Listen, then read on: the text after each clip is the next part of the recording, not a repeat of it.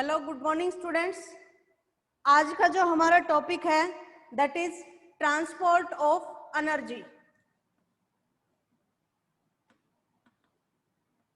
Transport of energy. कल हमने इसका थोड़ा सा इंट्रोडक्टरी पार्ट किया था, आज हम इस टॉपिक को कंप्लीट करेंगे। इससे जो लास्ट टॉपिक किया था हमने that is transport of momentum, same उसी टाइप का टॉपिक है। स्टूडेंट्स, आपके सिलेबस में 3 ट्रांसपोर्ट फिनोमिना है, transport of momentum, transport of energy and transport of mass. ठीक है, कल जो लास्ट सेक्शन में हमने किया था वो क्या था, ट्रांसपोर्ट ऑफ मोमेंटम, और वहां से निकाला था हमने कोफिशिएंट ऑफ विस्कोसिटी, और यहां से हम निकालेंगे coefficient of thermal conductivity.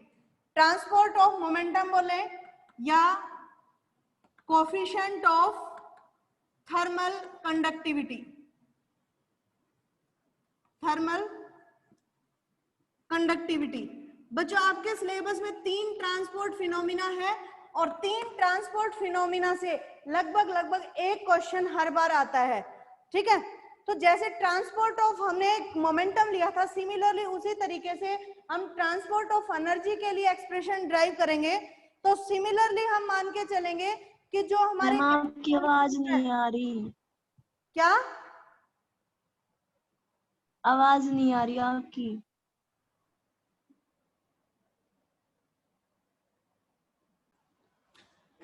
Okay, transport of energy का फिनोमिना समझने के लिए हम एग्जांपल लेते हैं। कल भी मैंने बताया था कि सपोज करो हमने आधा गिलास गर्म पानी ले लिया, ठीक है, और आधा गिलास गर्म पानी लेने के बाद उसमें आधा गिलास ठंडा पानी डालते हैं।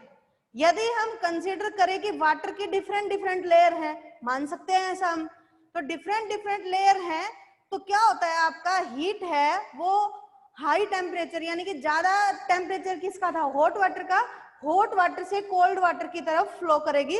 लेयर टू लेयर हीट है वो आपकी डिफरेंट है। सिमिलरली आप ऐसे मान सकते हो, सपोज करो आप एग्जांपल लो आपकी राड का ले सकते हो। ठीक है, तो राड में आप सर्दियों में गर्म पानी करते हो तो क्या लगता है, जब कम गर्म होता है तो जो आपकी ऊपर वाली लेयर है ना वो तो गर्म होगी, धीरे धीरे जैसे नीचे जाते हो नीचे वाला पानी ठंडा है। ऐसा फील किया है आपने? Means that is the transport phenomena of energy, और we can say the transport phenomena of heat, कि हीट हमेशा आपकी हाई टेम्परेचर लेयर से लो टेम्परेचर लेयर की तरफ चलती है।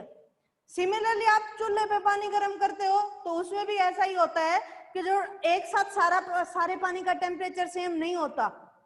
ठीक है, डिफरेंट लेयर्स का आपका टेम्परेचर अलग अलग होता है।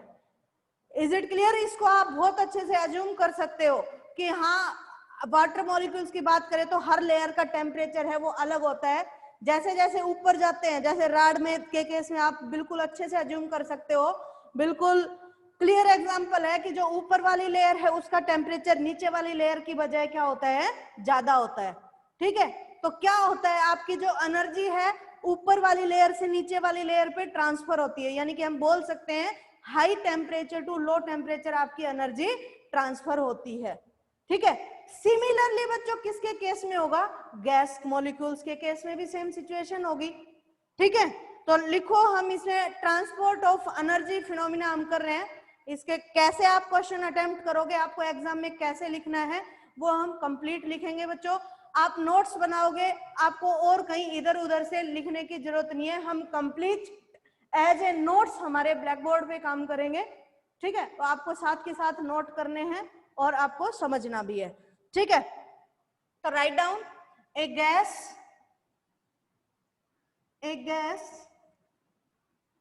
may be assumed to consist of large number of parallel layers. Large number of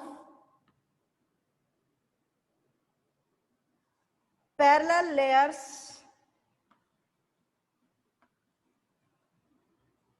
which may be as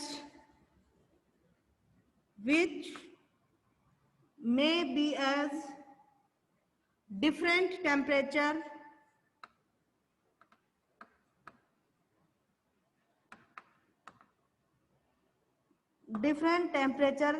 in such a case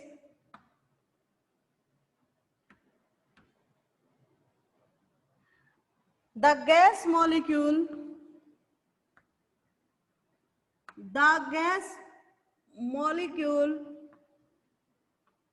will carry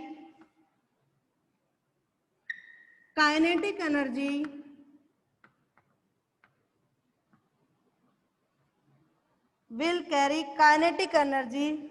from region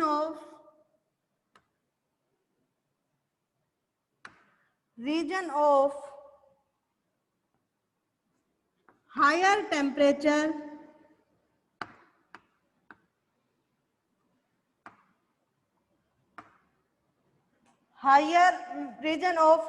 temperature to the region of lower temperature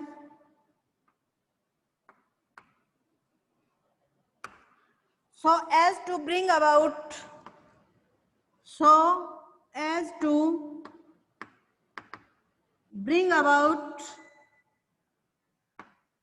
thermal equilibrium state.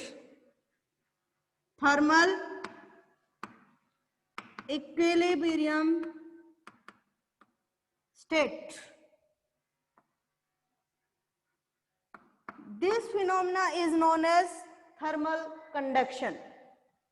This phenomena known as thermal conduction.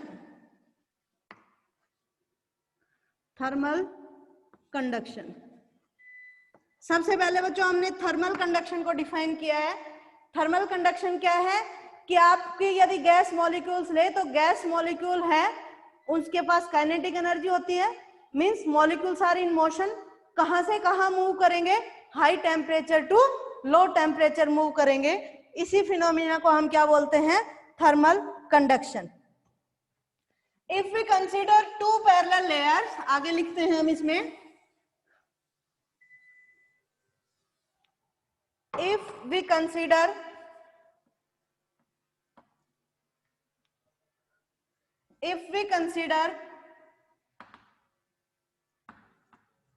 two parallel layers,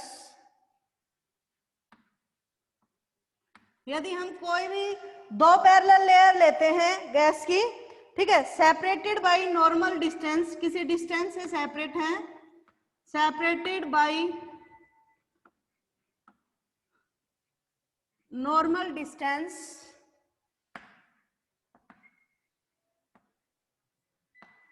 dy and having temperature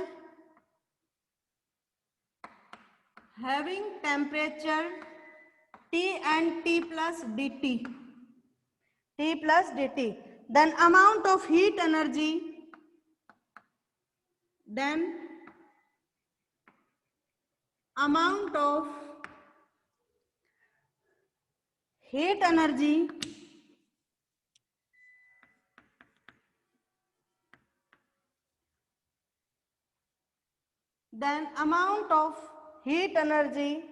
flowing from layer 1,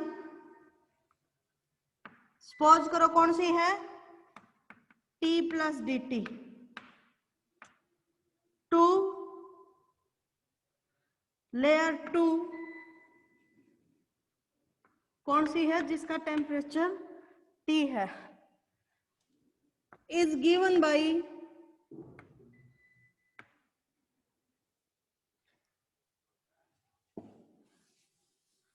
क्या लिया बच्चों कि कोई भी दो layer ले ली gas की, suppose करो इसका टेम्परेचर आपका कितना है? T plus dt, और इस लेयर का टेम्परेचर आपका T है, तो हीट कहां से कहां फ्लो करेगी भाई? High temperature to low temperature, यानी इस साइड से इस साइड.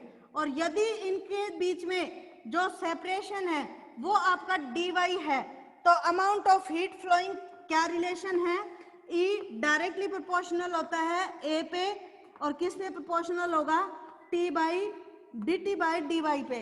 यानी कि area A is area of cross section of layer. A क्या है आपका, area of cross section of layer, और dt बाई dy क्या है, टेम्परेचर ग्रेडियंट।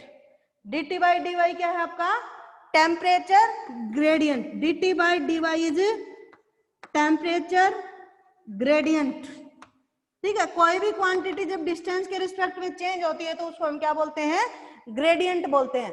ठीक है, तो कितनी एनर्जी ट्रांसफर होगी, जो एनर्जी ट्रांसफर होती है 1 लेयर टू सेकंड, वो डायरेक्टली प्रोपोर्शनल होती है एरिया ऑफ क्रॉस सेक्शन के, और डायरेक्टली प्रोपोर्शनल होती है टेम्परेचर ऑफ ग्रेडियंट के। ठीक है, तो क्या होगा, डायरेक्टली प्रोपोर्शनल के साइन को हटाते हैं तो हम क्या आएगा, हमारे पास कोई ना कोई कांस्टेंट आएगा।